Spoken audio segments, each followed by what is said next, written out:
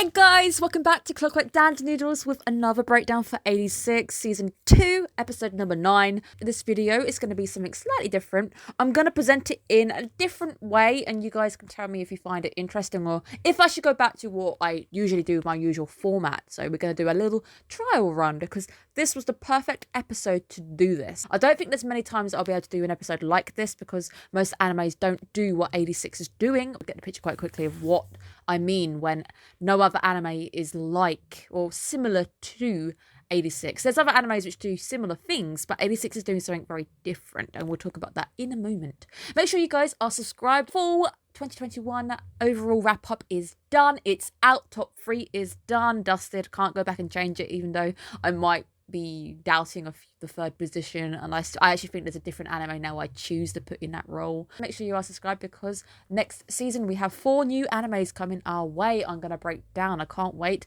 There's also a return of a favourite which did pretty well on this channel before when it came out first core. So go and check out that video. There's a Discord channel too that will allow you to see notifications whenever videos go up. This will allow you to stay track on what's going on, and also just the Discord channel is a good place for just seeing if there's delays, if there's not delays. There's not been too many delays this season. Let's go because there's a lot to talk about and I have a feeling this might actually be longer than my normal format, so we'll see how we go. First things first, we are going to open with the metal dispersing jamming device, just because I like to talk tactics. We've been talking about the rail guns and talking about those. They were fun. I like the fact that we're talking metal jamming because the Legion are like a hive mind. I like to think of them as a hive mind. They are all connected. We hear the voice that talks to the Morpho. It's very clever because they have realised that if they jam the methods of communication, the Legion might actually be sitting duck. I don't know how they're going to act without being connected to the hive mind, but I can imagine it's going to cause some panic. Unable to enact big calculated movements. If you've seen Dr. Stone, the latest season, the first thing that Senku wanted was the phone. Being able to communicate to somebody is one of the biggest things in war, making you have a foothold over somebody else because you can communicate with someone, you can organise, you can get things where you need to go. So if the Legion are suddenly powerless to communicate, that is a very, very big turn in the tides for our friends who are trying to battle against them. The Legion who rely on talking to one another and being like a hive mind, this is going to be big. So I'm really excited to see if this actually works and how it's going to work. I also like the fact that the UK is in this. A super fan, Tanya, telling me that World of 86 is a alternate Europe. UK is supposed to be UK, and the fact that they are going to be a diversion. I think the UK tried to be a diversion a few times during World War One. I love studying World War One. No, I do have a history degree. World War One is one of those things I love to dip into in my spare time. I love to read about the technologies and things that were happening at the period because oddly enough, I find World War One a lot more fascinating than World War Two because I have studied World War Two to the bone. I've done so much on World War Two, the politics, everything. World War One, because I didn't touch on it as much, it's just a lot more mysterious. I find it a lot more fascinating to study. Enough about me and World War One.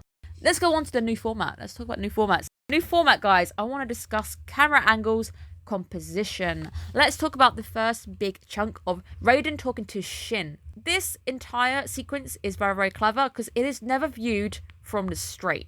It's always viewed from either above or the side, and if it's viewed from the side, there's always the metal. It's always behind the mesh, and it's very, very clever that it's been done like this.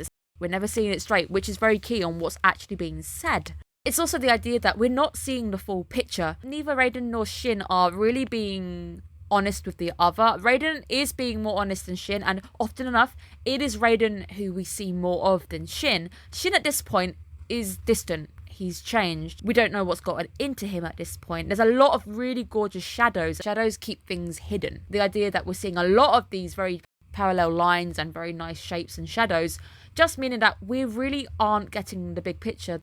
Shin is keeping a lot of things buried deep down. Sunset is the close of a day, therefore a close of a chapter. Maybe this is the last point when Shin will be able to actually talk to anybody. This seems to be quite a pivotal moment. Raiden won't be able to view Shin as he always has done. I like this. I think this is so clever. Now, when Raiden gets heated, continuing on with this sequence, because this sequence is really, really nice, it's all about Shin basically trying to be quite selfish, trying to race ahead.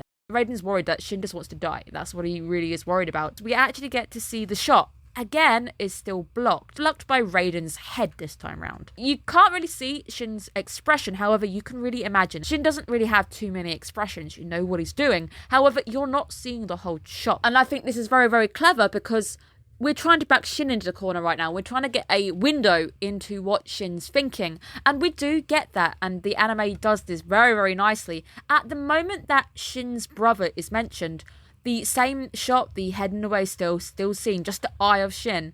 The expression suddenly softens. It almost looks very surprised the brother is mentioned. And Shin almost acts as if he'd forgotten. It's very shocked to suddenly hear it and go, oh God, I have forgotten this. You can kind of read it. Even though it's the slightest change, it looks as if he's suddenly forgotten something and suddenly remembered something. It's such a clever scene.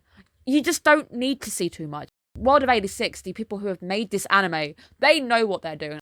My big praise is for Wit. The reason why Wit's Baby and this one were head to head is because both these animes are doing something that your regular anime doesn't do, and I won't be able to do this very often, is we're able to go through every single shot because every single shot, every single composition has been chosen on purpose to tell a bit of the story. 86 is such a story driven by many narratives, many expressions, and many emotions going on, that it's one where you can read the environment and get a lot of information, even from just seeing some of the compositions. The few times we actually get a clear shot during this sequence is when we see Raiden, and even when we're seeing Raiden's full face, he is still in shadow. There's still a shadow on his face because Shin is in the way. Shin's looming shadow, the fact that he's not talking to people and he's changed, this is playing on Raiden, and it's very clear that this shadow being cast on Raiden's face right now, it's just clever. I have to just keep giving him how many kudos, and hopefully me going through these sequences will also give you a new understanding on why 86 is actually doing something remarkable.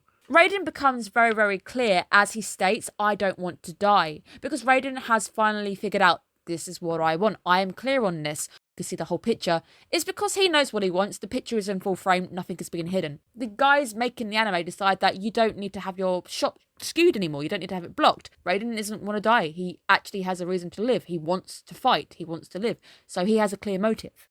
As Raiden says, I want to support you, and if you get tired, you need to rest. Both of their shadows merge, and in such a way that you only see one soldier. Now, this is very, very clever because it's the idea of acting together. We should be acting together, supporting one another. One unit, one entity. Really, really like it. It's very brief that you get this moment of just seeing one soldier and then the two pull apart again because nothing's really going through with Shin at this point. Shin's too far gone. But it's just such a clever shot. I really like it. Another clever shot. Let's talk about Karena and the rest of the gang. Karena, at this point, is behind the window. There is something in the way. You're not seeing the full Karena. Something is blocking her view. At this point, her own view is skewed. She believes Shin is just fine. She actually hasn't seen any of the changes that has happened within Shin because she's not seeing the real Shin. She is seeing an ideal. She's not actually seeing reality because Karena has feelings for Shin. And often enough, they do say love can be quite blinding. Once you're in love, you don't always notice that the other person changes in front of your very eyes. You don't pick up on it because you want to believe in an ideal. It's so clever because the rest of them, the reason why you can see them fully, they have realized that Shin has changed and they don't need to be hidden by anything because they admit he has changed. You're at this point not seeing it, and they tell Karena that as well. And whenever they actually go through and tell her that you need to see Shin as he really is, you will suddenly see Karena in full view. The window is gone. You actually get a nice close-up of her because the words start to penetrate. She starts to realize, actually, yes, you guys are right. Reality and realness behind your words that you were telling me. Another clever shot. Let's talk about the innocent white flower that has been crushed by a man-made object. The idea that the Republic has been wiped out by the Legion who are man-made, and Vladilina's innocence is perhaps the white flower, that something innocent has just been wiped out and gone. However, let's talk about something a little bit different. Good foreshadowing, if that makes sense. Normally we talk about bad foreshadowing, and foreshadowing means something bad. I think this could be foreshadowing to something good. Side note, you may have actually heard this one way or another, that nature will always win. In the battle between humanity and nature, if you've ever seen Dr. Stone, what comes out in top? Nature. Nature will always reclaim old ruins. Old battlefields will be covered up by poppies. Nature always wins in the end. That small flower may have been crushed, but it's unlikely it's dead. And that's what I want you guys to think about. You know, I don't think our girl may be dead because of this shot. Just because of this shot, it gives you the sign of hope. Nature doesn't die that easily. It's very difficult to win. Nature, even in the most irradiated locations like Chernobyl and Pripyat, the red forest is still growing strong. It may be very odd, and it apparently grew red during the first stages of the radiation. But nature is still there. Nature is still alive and kicking. Even after we're all gone, if something does, like a comet wipes out most of this planet, what comes back at the end is nature. Let's talk about another fantastic bit of imagery. We have the dead butterfly this time round. Another symbol of innocence. Butterflies can fly. They often represent freedom. Often enough, birds and butterflies are seen as free and childlike because they are often a sign of summer times, happier times. Seeing them dead on the floor is often a loss of freedom, especially with it being a blue butterfly. Blue is quite a rare colour. It's quite a innocent, childlike colour. People often talk about young ghosts of boys and drummer boys and that lot. They are often blue because of their innocence and the idea of auras, whether you believe in that kind of stuff. But blue is often the colour they will use to... Now, the shot of seeing the dead Legion and the damaged mechs is beautiful. I just wanted to state how much I love this shot. There's not a lot to it. It's just a really nice shot. But it does tell us that the 86 unit is really coming to the point where they need repairs or they need to go back. They're going to get to the point when their mechs may not run, which feels very similar to season 1, when the mechs were getting to the point where they couldn't move anymore and they just kind of had to run it through to one machine and then they were out on their own with no mechs. Composition shot again, and this is a win. This is definitely a win. Shin is separate from the others as we are talking about the future and we are overlooking the fields of gold. Now, fields of gold are often the golden years. They are often the happier points of people's lives. Again, a bit more perhaps reverse foreshadowing. Fields of gold, looking upon something that is positive. Gold is often a prospective color. People get lucky. Gold is associated with doing well. Shin, however, is not with the rest of the group. He often also doesn't open up, so there's often this huge distance between him and the rest of them. So as they talk about the future, and we look at the ocean, and we're taking a leaf out of Attack on Titan's book here about all wanting to see the ocean together, Shin doesn't really take part in the conversation as well. It could be a bit of foreshadowing of the fact that Shin isn't maybe going to be there in the future, doesn't want to be there at the ocean. We do find a bit later on as well that he has no desire to see the ocean. That also gives us more emphasis on how amazing this composition is, because Shin doesn't want the same thing, so he is kept separate in a different side of the frame. As Shin starts to open up a bit about his feelings and feeling dead inside to Frederica, you finally get to see a whole view of his face because he's actually expressing the truth. He's telling you how it is, so there's no point actually hiding him at this point. He doesn't want to see the ocean. He doesn't feel the same. Ever since he fell to die, he doesn't feel alive anymore. He's also lost the spark that has kept him alive. He's dealt with his brother and he used the Kiri thing as a excuse, cover the fact that he doesn't have a reason to live anymore. Very clever composition once again, as you see Frederica starting to understand Shin and also realising that she's very similar to Shin. She could turn out to be like Shin if she's not careful, because she too, like Shin, is unneeded in a republic where you don't really want to know who she actually is. She can't be herself. She herself would cause a war. The shot is fantastic. It's always shot from above. You're looking down again. A bit more of that fly on the wall kind of perspective. And again, we see it from Fido's perspective. It's always seen from somebody else's perspective. We just feel removed. We feel like we're listening in on a conversation that we perhaps shouldn't be listening to. I can imagine Shin wouldn't really want to be talking too much about this to other people. It feels like we are eavesdropping in a sense, because Fido is there listening and we're looking down on a hole as if somebody is above looking down. We feel a bit cold. The whole scene as well being shot in a blue scale, making you feel a little bit cold, a bit detached from the situation going on before you. Now, some beautiful shots to take us out. We have the beautiful shot of the Legion butterflies leading up to the Morpho with his wings. It's such a contrast compared to what he actually is. He's a symbol of death. But the idea of wings, I told you, wings of freedom, the idea of freedom, and perhaps the idea that I guess they will deliver freedom by wiping you out and sending you to the afterlife, perhaps. The Morpho receives information that Shin's unit is pursuing him, and he's finally given the go-ahead to go and pursue them. And obviously we end on that very twisted blue smile. Blue because it's cold, it's very detached, and it's robotic. It's very robotic. It feels very cold and detached. I love it. It's so clever. There were a lot more pieces I could have picked up on. I just wanted to stick to these main points that I wanted to break down. There was, of course, the moment where Shin is talking about somebody maybe referring to him more as a Reaper, the shooting star. Shooting stars are always a good thing. That, again, is the idea of positive foreshadowing.